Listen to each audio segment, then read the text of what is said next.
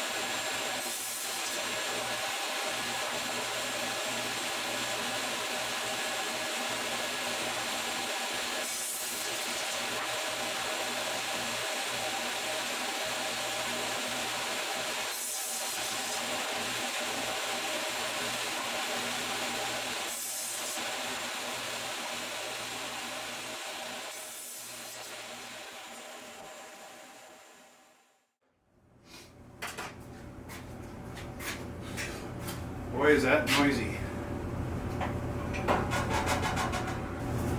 Here's the leg that we did the patch on in the corner.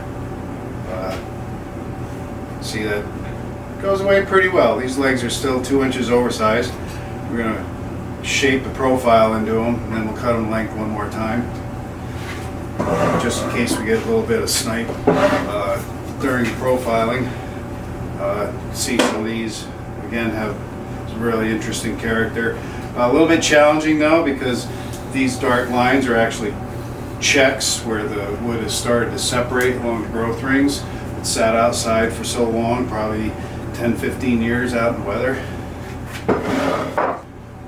So basically what's going to happen is take this pattern. I have these patterns made for me where I work on a CNC machine.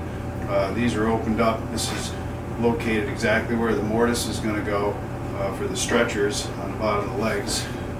So again, I will attach the leg to this pattern and use the pattern to follow a bearing bit, which is going to cut that scoop out of that face, and when I follow this edge, it's going to scoop out that face, and it's going to give me a really, really nice contour to these legs, which I'll show you in the drawings. Alright, so I marked out all the legs where they got to be cut. I wasn't sure if I was going to be able to rough these out with a bandsaw, because my bandsaw is a little challenged. We're working at the full thickness of its capacity, but I did a test. I have some really good blades. It seems like it's going to chug along. Hopefully it won't break a blade, but it's going to be worth it to try to remove some of the material so I'm not working the router so hard, and I would expect that the results will be a lot better taking smaller cuts. So here we'll go rough these out with this tiny little bandsaw.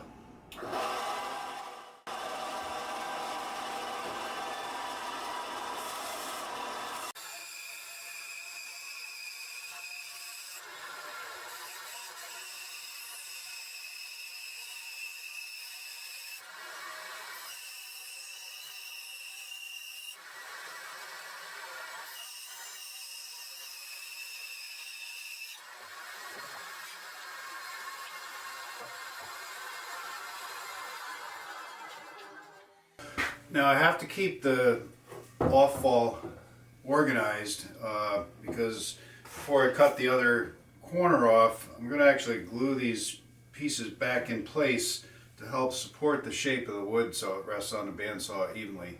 I'll show you how we do that next. Alright, so now that we have the first side rough cut, what I'm going to need to do is fill this in so the bottom of this piece will sit flat on the jigsaw. So I'm going to use a little Starbond CA glue to hold these little pieces in, which is why I kept them all straight as I came off the saw, because they're only going to fit in one spot on these boards. So I'll try to figure out how to open this child-proof cap we have here. I don't have any children around, so I'll probably have to manage it for myself. So here goes. I'll just put a little bit of the glue on each one. This is a nice thick, heavy Starbond glue. And so we'll just spray a little of the activator before we put the piece on.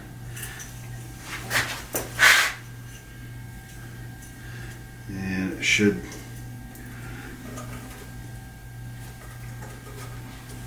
there we go.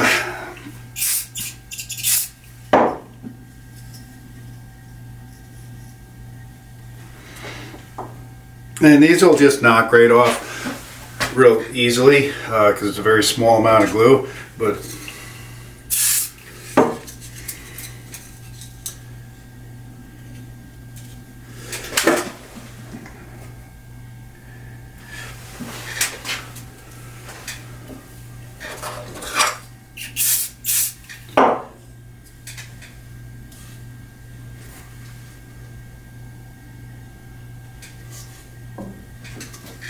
and they feel like they're stuck on there pretty good for now. Do every one of them like that. Alright, now that we have our shims glued on, we'll cut the other side of these legs.